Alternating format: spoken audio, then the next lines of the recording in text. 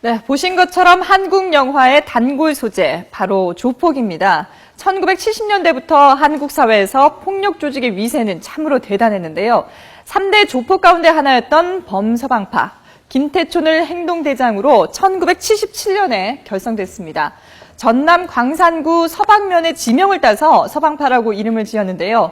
이후 김태촌의 세력이 확장되면서 1989년 범서방파를 결성하게 됐습니다. 당시 3대 폭력 조직은 범서방파와 조양은이 이끌던 양은이파, 그리고 이동재의 오비파가 꼽혔습니다. 이 가운데서도 김태촌을 잔혹한 면모로 악명을 떴었는데요. 어떤 일이 있었는지 함께 보실까요? 네, 김태촌은 일명 호텔 사장을 악명을 떨쳤습니다. 노태우 정부가 벌인 범죄와의 전쟁 당시 대표적인 소탕 대상이기도 했습니다. 2000년대엔 배우 권상우 씨 협박 사건으로 세간의 관심을 끌었습니다. 검찰이 김태촌에게 이름 자체가 흉기라고 말한 사실은 유명한 일화입니다. 권상우요? 예. 나 김태촌인데, 예. 솔직히, 내가 좀 만나고 싶다고 했는데, 예. 무슨 일도 네, 하지만 그도 나이를 먹고 병을 얻으면서 결국 지난해 숨졌습니다. 범서방파의 세력도 급격하게 약해졌습니다. 그럼에도 불구하고 빠른 시기에 500여 명이 모여들면서 범서방파가 새로운 구심점을 찾아 조직을 다시 정비하지 않을까 하는 추측이 나오기도 했습니다. 자, 하지만 기우였을까요? 그로부터 1년 뒤 경찰이 범서방파의 남은 조직원들을 대거 검거하면서 사실상 와해 수순을 밟게 된 건데요. 관련 소식 범죄심리 전문가 이웅혁 교수와 함께 자세히 나눠보겠습니다.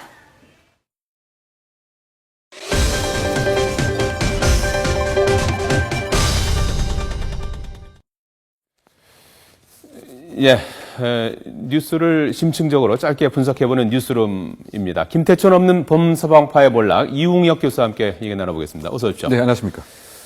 자, 어제 경찰이 이제 범서방파를 일망타진했다 이렇게 이제 밝히지 않았습니까? 부두목 1명을 비롯해서 8명의 두목급, 그리고 밑에 이제 수하들을 이제 검거하면서 사실상 범서방파는 이제 와해됐다 이렇게 이제 선언을 했는데요. 과거 7, 80년대에 이제 3대 폭력 조직 한가운데 있었던 범서방파의 중심에 있었던 김태촌 씨. 그 위세가 어느 정도였던 겁니까?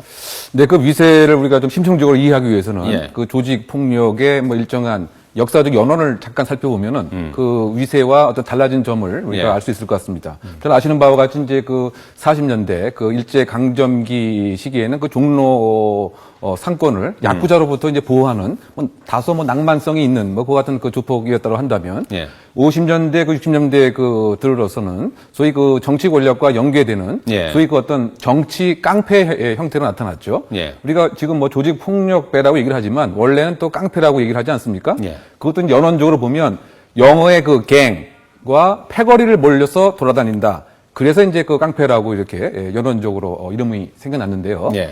예, 이제 60년대, 70년대부터는 그 도시의 그 팽창과 더불어서 특히 그 서울의 명동 일대에 그 상권이 형성이 되다 보니까 소위 지방에서 그 상경을 해서 소위 명동의 어떤 상권을 보호하면서 보호비 명목으로 또 이때 이제 그 나타나기 시작한 것이 소위 말해서 조양은 김태촌이 이제 광주에서 이제 서울 쪽, 명동 쪽으로 이제 오기 시작한 것입니다. 그래서 이제 70년대, 80년대에 향락 산업이 발전하고 또 통행 금지도 이제 없다 보니까 이것을 이용한 어떤 갈취의 명목으로 시작이 됐는데 네, 이때 사실은 이제 그 처음으로 흉기를 사용하는 이제 칼을 사용하는 이런 모습으로 나타난 것이 어떻게 보면 김태촌의 어떤 그 이쪽 영향에서의 영향력 행사였다. 그래서 이름 자체가 하나의 흉기다 이렇게 불려지게 된 한 연원이었다고 생각이 됩니다. 예.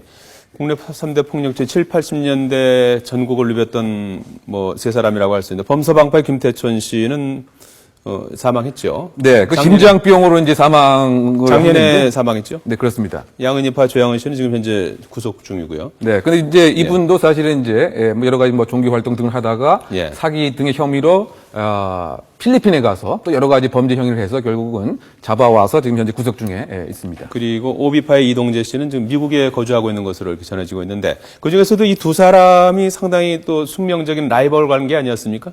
네, 소위 이제 이전에는 그 서울 지역의 그 신상사파가 나름대로의 어떤 권력을 이제 쥐고 있었는데 네. 소위 호남 쪽에서 먼저 그 양은이파가 사실은 명동에 장악을 하고 그 이후에 70년대 초반에 이 김태촌 씨가 이 양은이파의 어떤 두목으로 알려진 그 오모 씨에 대해서 이제 칼로 이제 그 공격을 해서 그것에 대한 또 보복으로 몇 개월 뒤에 다시 이제 김태촌파를 이제 공격을 했고요. 예. 그와 같은 서로 간의 어떤 뭐 폭력을 행사하는 이 와중에서 이 조양은 씨의 어떤 그 부친 그 제삿날 이제 양은이파다. 이렇게 새로 이제 결성을 했는데요. 예. 그 어쨌든 이 70년대에 이 김태촌 씨와 그 조양은 그 씨가 어떤 명동을 두고서 이권 다툼으로서의 갈취와 폭력을 일삼았던 뭐 대표적인 뭐 라이벌 아니면 뭐 라이벌 관계였다. 뭐 이렇게 평가할 수 있을 것 같습니다. 지금은 조직 폭력들이 어떻게 지금 구성이 되어 있습니까? 여전히 뭐 이제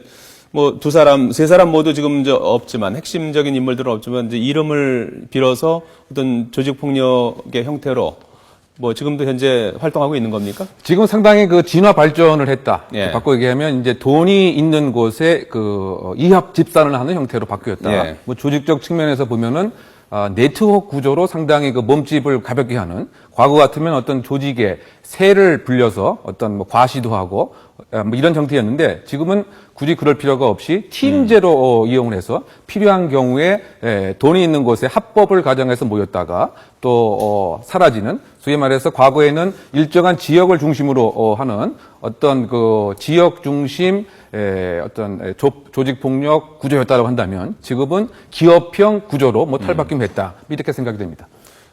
명맥은 유지하고 있는 걸로 보입니까?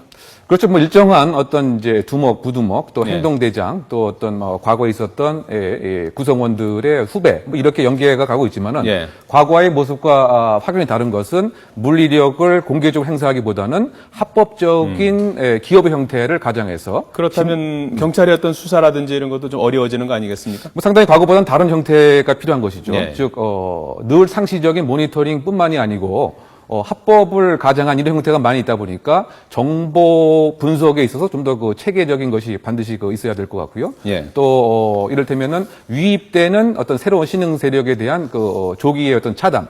또 한편으로 봤을 때 그 출소를 하면서 마치 어떤 별을 하나 딴 것처럼 이렇게 연결되는 정보의 분석. 뭐 이것이 과거와는 달리 이 조직 범죄 수사에 꼭 있어야 할 요소가 아닌가 생각됩니다. 예, 영화나 이제 드라마에 보면은 이제 조폭들이 자주 등장하는데 교복을 입고 학교에 들어가서 뭐 이렇게 이중 역할을 한다든지 고학력자들이 또 조폭색에 들어가다든지 이런 것들도 현실적으로 가능한 얘기입니까? 그건 단지 그 어떤 드라마의 어떤 네. 드라마틱한 이제 요소인데요. 다만 그럼에도 불구하고 뭐 최근에 이르러서는 지방 대학의 그 학생회의 그 어떤 영향력을 조직 폭력이 행사하려고 하는 경우가 있습니다. 예. 바꿔 얘기하면 이제 학생회장 당선을 통해서 조직 폭력이 그 학생회장을 밀어주는 것이죠. 그럼 학생 운영비의 상당 부분을 갈취하려고 하는 뭐 이런 모습의 어떤 학교와 조직 폭력의 연계성이 있지만 이른바 뭐 두사부일체라든가 이런 영화 속에서는 단지 그렇군요. 허구성이다. 뭐 이렇게 얘기할 수가 있겠습니다. 네.